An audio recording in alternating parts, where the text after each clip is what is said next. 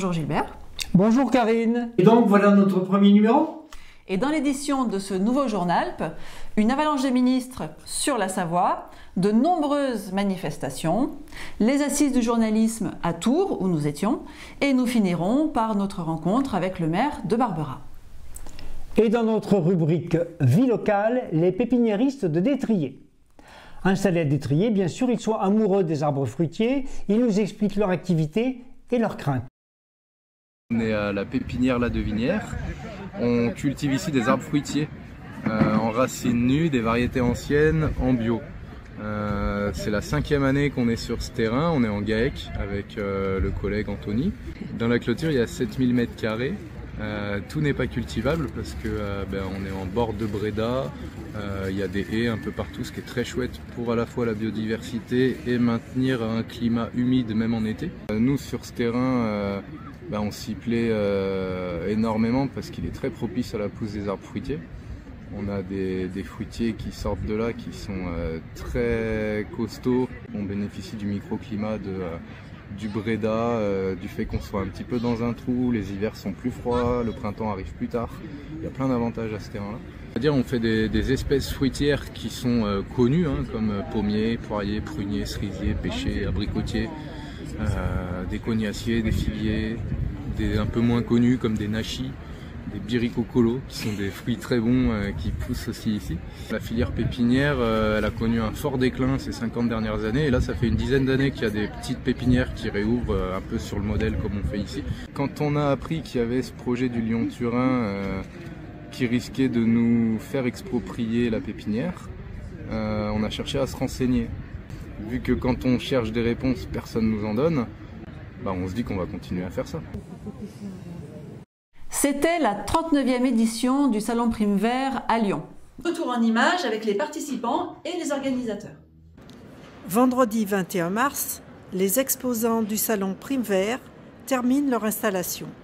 Tout le week-end, les visiteurs ont pu découvrir les activités des associations et les produits bio.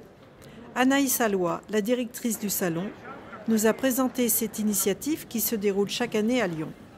Alors ce salon, il a la particularité déjà d'être organisé par une association et l'objectif ultime, on va dire, de ces rencontres, c'est simplement de se rencontrer, de faire rencontrer les exposants avec le public entre eux, les exposants entre eux, les exposants, le public, les citoyens avec les élus. Voilà, on accueille plus de 450 exposants. On a 150 associations qui sont présentes, 150 producteurs, transformateurs, artisans. Notre équipe a rencontré différentes associations qui présentaient leurs activités. Et l'idée, c'est de se faire connaître et de faire connaître notre projet qui est de trouver des parrains marraines pour des enfants qui sont en situation d'isolement, des enfants placés en famille d'accueil ou en foyer. L'idée, c'est de balayer un petit peu toutes les thématiques autour de l'écologie et des problématiques sociales de notre société pour un monde plus juste, plus équitable. 3 temps forts. Un qui commence le vendredi soir avec une pièce de théâtre super intéressante sur la résistance. Le samedi est consacré à l'éducation populaire. On a 7 conférences sur l'extrême droite, sur la géopolitique, sur le féminisme, sur l'écologie. Voilà, ça redonne un petit peu la patate dans ce monde un petit peu anxiogène. Actualité locale maintenant. L'actualité locale a été marquée par un nouveau rebondissement en Maurienne où nous avons rencontré Philippe Delhomme, professeur et environnementaliste reconnu pour sa contestation du projet Lyon-Turin. Il a reçu un courrier anonyme le qualifiant de Joseph Goebbels. Le criminel nazi? Oui, bien sûr, celui qui s'est suicidé pour échapper à la justice. On nous accuse toujours, nous, d'être des violents, des agressifs, etc. Et en fait, moi, je reçois dans ma boîte aux lettres une lettre anonyme. Voilà, et je pense que déjà rien que sur l'enveloppe, ça me paraît comme déjà très très violent, où on me compare à Joseph Goebbels. Voilà. Et puis les termes employés sont quand même très, sympathiques. Voilà. Ou une personne qui n'est visiblement pas d'accord avec ce que je peux défendre, et il en a tout à fait le droit. Mais peut-être qu'il y a des moments aussi qui manquent aujourd'hui sur ce projet Lyon-Turin, c'est le débat. Voilà, il n'y a pas de débat. Et on obtient donc en fait ce genre de situation où quand des opposants et des proposants d'une alternative à ce projet essaient de s'exprimer, Eh bien, comment est-ce qu'on on leur attribue évidemment des noms d'oiseaux ou de choses comme ça. Voilà, là, je pense que la violence ne vient pas de nous, de ceux qui veulent ce projet et qui ne veulent pas en fait de débat. Comme nous vous le disions au sommaire de cette édition, la Savoie a reçu visite de nombreux ministres ces 3 dernières semaines. Parmi eux, le ministre de la Santé s'est rendu à l'hôpital d'Albertville le 17 mars dernier et nous étions présents pour ses déclarations sur la spécificité de la médecine en montagne qu'il connaît pour être un ancien du centre hospitalier de Grenoble. Après avoir eu un Premier ministre, la Savoie focalise l'attention du gouvernement avec la visite de pas moins de 5 ministres en 3 semaines. Le ministre chargé des relations avec le Parlement, la ministre de la Transition écologique, la ministre du Travail. On a moins de naissances, moins d'actifs, donc il faut continuer à travailler sur le sujet. Madame la ministre, est-ce que votre présence n'est pas incongrue par rapport à la politique économique qui fabrique de la pauvreté? Ça, c'est votre lecture. La mienne, c'est que très concrètement, pour réussir à répartir une richesse, il faut la créer. Bonne journée. C'est les organisations sociales qui disent ça, Emmaüs, le Secours catholique. Quant à Philippe Tabarot, le ministre des Transports, il est venu déambuler à Modane où il a reçu avec la députée Émilie Bonivard et Jean-Claude Raffin, le maire de Modane, le ministre italien Salvini, l'un des dirigeants de l'extrême droite italienne, ce qui devrait interpeller les Républicains. Jean-François Coulombe, quant à lui, le député insoumis de Chambéry, ainsi que François Chemin, maire de Fourneau, ont refusé de participer à cet accueil. Lors de cette visite, il n'y avait pas que des ministres, il y avait aussi des habitants en particulier de Saint-Martin-de-la-Porte et de la Vallée, qui, à flanc de montagne, à coups de clochettes, de casseroles, de trompettes, ont accueilli cette délégation pour protester contre l'extension de la carrière Vicat au seul profit du chantier Lyon-Turin. Et de 5, puisque nous apprenons ce vendredi 4 avril que la ministre des Sports, Marie Barzac, se trouve en Savoie visiter les installations olympiques.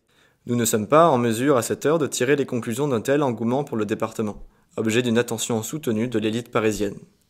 La Savoie a également reçu le 17 mars le ministre chargé de la Santé, Yannick Neuder. Venu visiter les hôpitaux d'Albertville, Moutier et Bourg-Saint-Maurice, où il a été accueilli par des élus du département. Il a annoncé un plan national de recrutement de 50 000 médecins pour 2027 et la fin du numerus clausus. Le ministre a pu échanger avec les personnels de l'hôpital et visiter certains services. Il a aussi annoncé la restauration de l'hôpital de Moutier et la reconstruction de l'EHPAD pour un coût total de 15,6 millions d'euros, financé à hauteur de 6 millions par l'État, avec des travaux prévus pour septembre 2026. Le patrimoine hospitalier est effectivement mal entretenu. Pour preuve, on se souvient dans la région que le bloc opératoire de l'hôpital de Saint-Jean-de-Maurienne a dû être fermé plusieurs mois à cause de la toiture défectueuse, ce qui a entraîné la fermeture du service de maternité. La situation des urgences se dégrade d'année en année, notamment en raison de la fermeture de dizaines de milliers de lits. On pense également aux conditions de travail et de rémunération des personnels soignants, ainsi qu'aux patients qui doivent attendre souvent plus de 3 heures aux urgences où l'on déplore des décès dans les files d'attente. Situation qui, localement, s'aggrave encore en période hivernale par la forte augmentation de la population présente. La forte fréquentation des urgences s'explique également par la difficulté à trouver un médecin de garde pour les petites urgences, avec pour conséquence pour de nombreuses personnes de renoncer à se rendre à l'hôpital pour se soigner. Ces constats montrent l'urgence de mesures concrètes pour que l'accès aux soins pour tous soit garanti dans des conditions de dignité et que les conditions de travail des personnels soient améliorées. Le journal était présent au 18e Assises du journalisme qui se tenait à Tours du 10 au 15 mars dernier. Retour en images.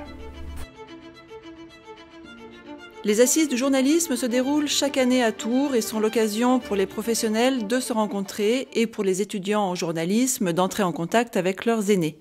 Cette année, le thème des assises était le fait divers. De nombreuses rencontres sont organisées pendant la semaine et le climat était au centre de plusieurs tables rondes.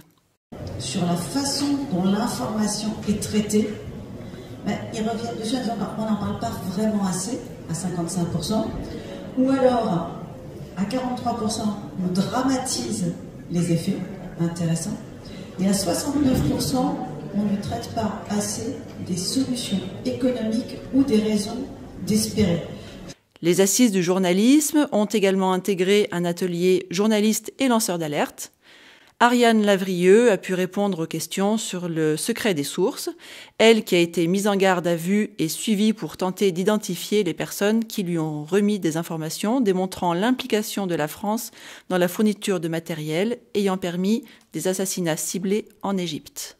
Au niveau international, la question palestinienne continue de préoccuper l'ONU, la Cour pénale internationale et de nombreuses manifestations se sont déroulées en France. Nous nous sommes rendus à Albertville et à Chambéry.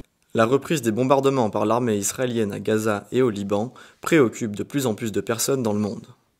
Nous sommes allés à leur rencontre à Albertville, Chambéry. Lors de ces rassemblements et manifestations, les organisateurs ont pris la parole en rappelant les crimes de guerre commis contre les populations civiles et en appelant à la mobilisation pour que cessent les bombardements. Les forces israéliennes ont repris le corridor qui sépare le nord du sud et multiplient ces incursions terrestres. Des ordres d'évacuation forçant les gens à fuir. Et la France, que fait-elle? Depuis près de 3 semaines, les autorités israéliennes continuent d'interdire l'entrée de toute aide humanitaire. Il s'agit d'arrêter maintenant de livrer des armes à Israël. Il s'agit de dénoncer le traité qui nous lie à Israël. Et maintenant, une chronique que vous allez retrouver dans chaque numéro du Journal. La République nous rappelle. Bonjour Daniel, aujourd'hui tu vas nous parler de la journée du 8 mars. En effet, chaque année, le 8 mars, c'est la journée internationale des droits des femmes.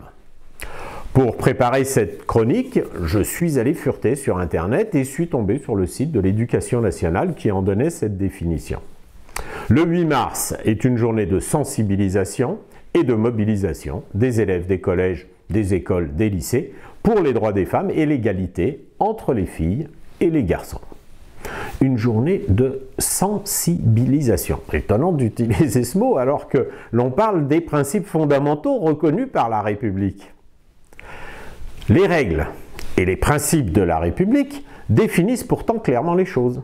La loi garantit à la femme dans tous les domaines des droits égaux à ceux de l'homme. On n'est pas là à parler de sensibilisation, c'est la loi qui garantit aux femmes l'égalité des droits. Si la loi la garantit, alors c'est à l'État et à ses services de prendre les mesures pour faire appliquer l'égalité des droits entre les femmes et les hommes. On en est loin.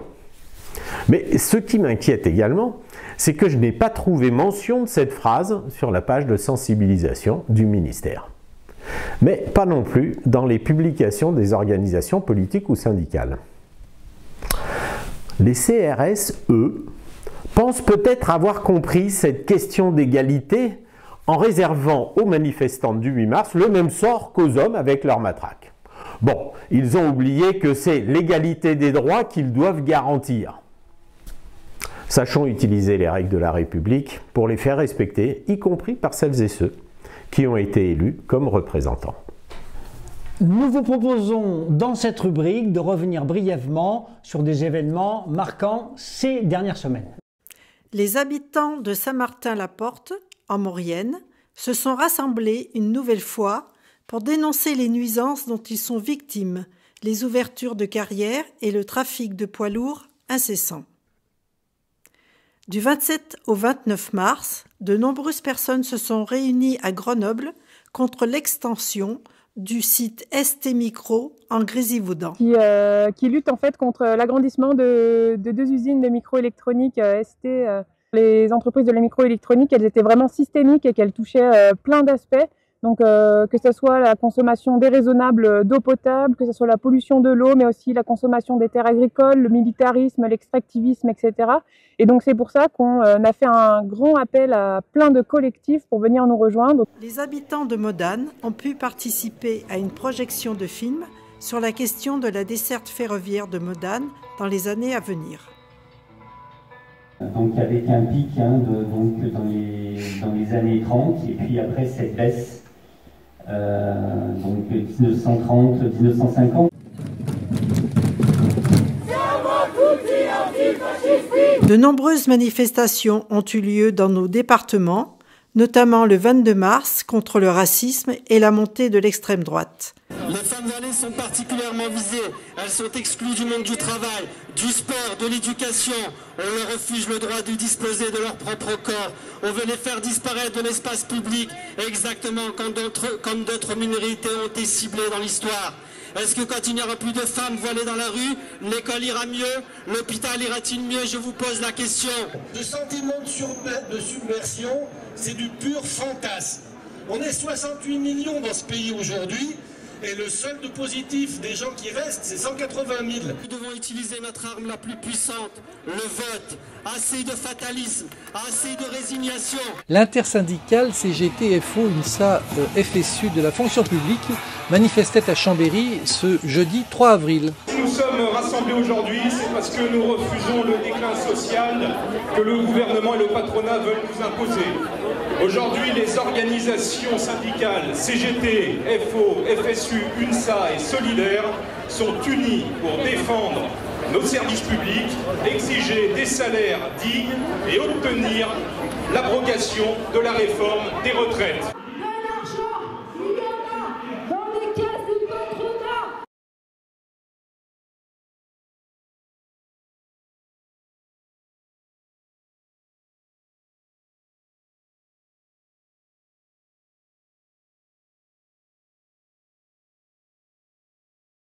Selon un rapport de la Cour des comptes publié juste fin 2024, le besoin de recrutement d'enseignants à l'horizon 2030 est estimé à 328 000. L'égalité salariale et professionnelle entre les femmes et les hommes. L'association Vivre et Agir en Maurienne a réuni son assemblée générale, l'occasion de faire le point sur les atteintes à l'environnement, les actions menées et celles à venir. Ça va pas se passer comme ça. Et donc là, oui, forcément, ça suscite de l'incompréhension. Il y a des manifestations de l'autre côté pour dire, permettez-nous de bétonner, permettez-nous de continuer, parce qu'on veut aussi vivre en Maurienne et travailler en Maurienne. À l'occasion du festival Vache en piste qui a eu lieu à La Roche-sur-Foron le jeudi 27 mars, l'association Animal Justice Savoie manifestait à l'entrée du salon contre le combat des vaches et rennes, le combat de rennes comme ils appellent. 70 vaches sont concernées, dont certaines sont gestantes, et l'association rappelle que pour quelques minutes de spectacle, ces vaches reçoivent un stress très très important. La mairie de Chambéry a décidé de développer la culture de l'amende à sa manière. Nous avons reçu un ticket de stationnement qui se terminait à 15h48 et dès 15h54, le conducteur a retrouvé sur son pare-brise une amende de 39 € pour 6 minutes de dépassement. Nous ne pouvons que féliciter la capitale de la Savoie pour l'accueil qu'elle réserve à ses visiteurs et à sa lutte contre les incivilités.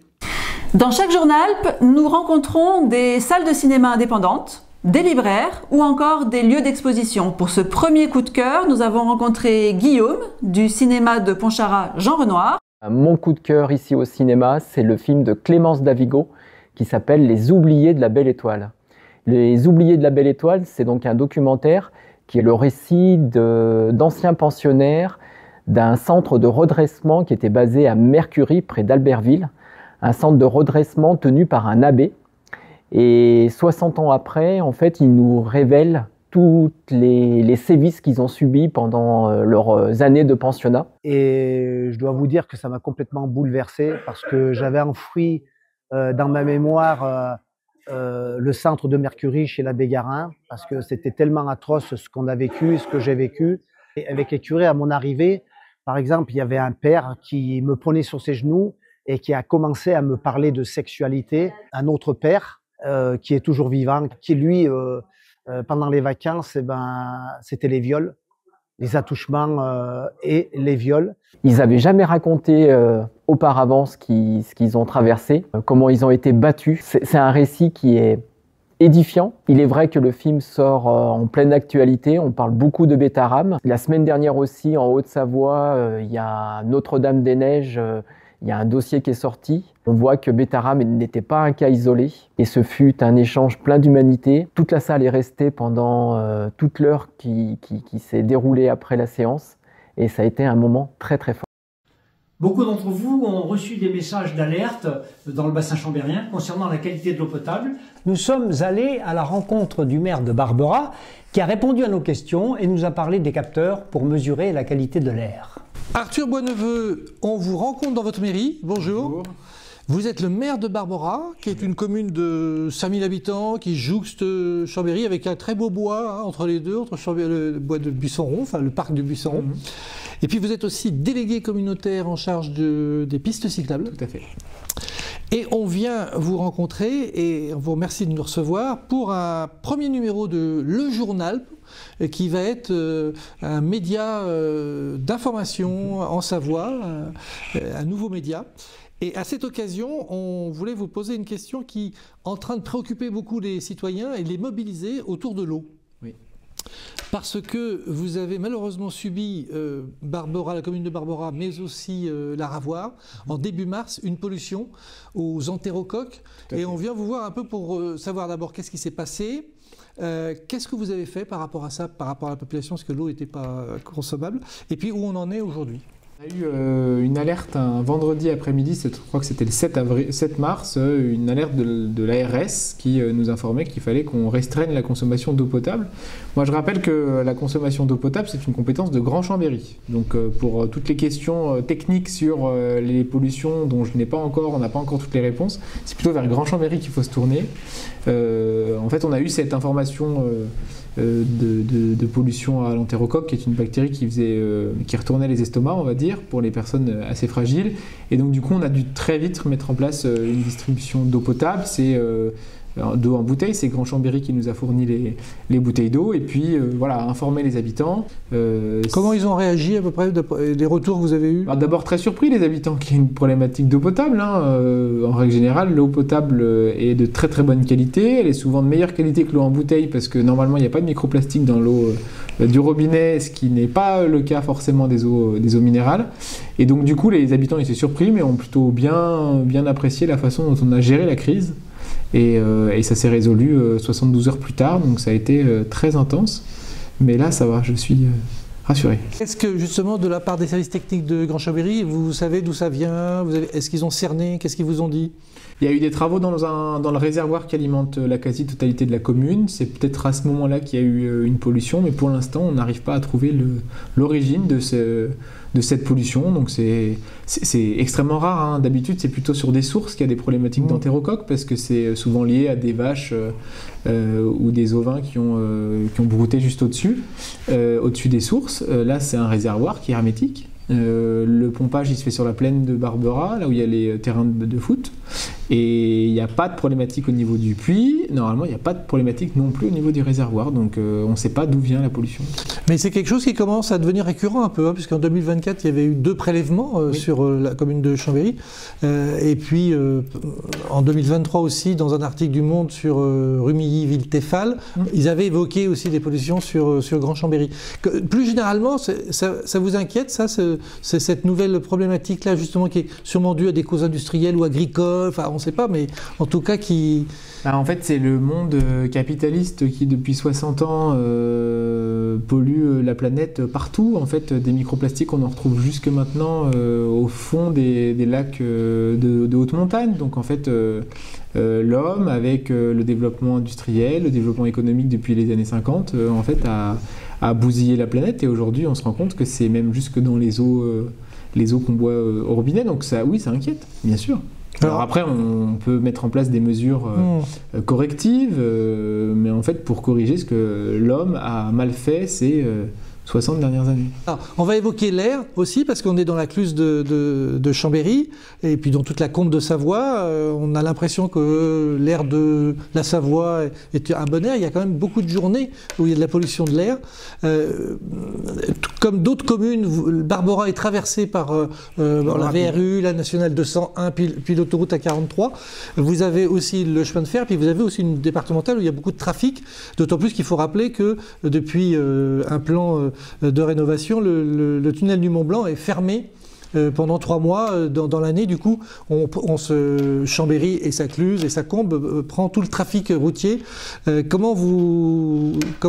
que vous mettez en place comme mesure pour mesurer justement cette pollution? Alors nous, on a mis en place ces derniers mois des détecteurs. On a acheté des détecteurs qui sont analysés et qui analysent les particules fines, la pollution, l'ozone, aussi les nuisances sonores. Et donc du coup, ça nous permet en ce moment de comparer nos analyses avec celles d'Atmo, qui, sur le secteur de Chambéry, n'a par exemple pas d'analyse des PM1, qui sont les plus petites particules et qui sont celles qui descendent le plus profond dans les poumons et dans les alvéoles pulmonaires.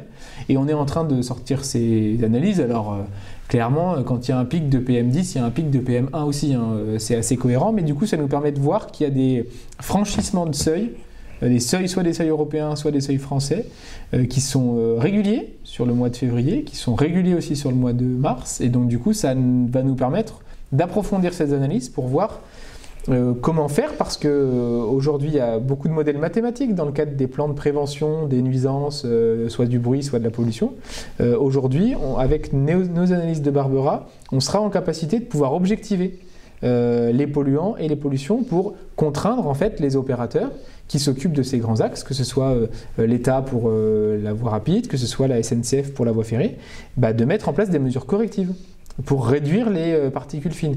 On n'arrivera jamais à 0 particules fines, il faut se le dire, mais par contre, si on peut agir au maximum pour réduire ces émissions de polluants, c'est du mieux pour la population, parce que du coup, c'est une population qui vivra en meilleure santé, du coup qui aura une espérance de vie en bonne santé plus longue, et donc du coup c'est des habitants qui vivront mieux. La question des polluants, là en l'occurrence c'est une compétence qui n'est pas précise, qui n'est pas inscrite dans le Code général des collectivités territoriales comme appartenant à une collectivité, et donc du coup vu que la commune elle a la clause de compétence générale, on se faufile sur ce dossier que personne ne prend vraiment en charge. Il n'y a pas encore de cadastre de l'air? Non, mais par contre, ce qui est intéressant, c'est qu'on va essayer de voir si on ne peut pas mettre d'autres capteurs pour voir les degrés de particules fines en fonction de l'éloignement, par exemple, par rapport à la voie ferrée ou la voie rapide. Les habitants de Chambéry ont été surpris parce que beaucoup ont reçu cette alerte qui concernait Barbera et la Ravoie, et ils se demandaient mais comment ça se fait qu'ils ont eu mon numéro de téléphone, enfin bon, même si après de nouveau on a eu un autre message comme quoi on n'était pas concerné, ça a interrogé quand même cette centralisation massive des citoyens. Grand Chambéry a une part importante des numéros de téléphone des habitants et des abonnés. Mais il y a toute une partie des gens qui ne veulent pas renseigner leur numéro de téléphone pour des raisons X ou Y qu'on peut respecter. Le jour où il y a une problématique à large échelle, le meilleur moyen de communiquer en ce moment c'est via les téléphones, qu'on se le dise, parce que c'est là qu'on arrive à toucher le plus de monde.